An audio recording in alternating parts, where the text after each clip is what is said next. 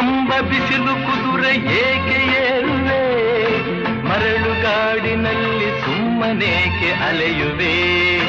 ಅವನ ನಿಯಮ ಮೀರಿ ಇಲ್ಲಿ ಏನು ಸಾಗದು, ನಾವು ನೆನೆಸಿದಂತೆ ಬಾಳಲೇನು ನಡೆಯದು.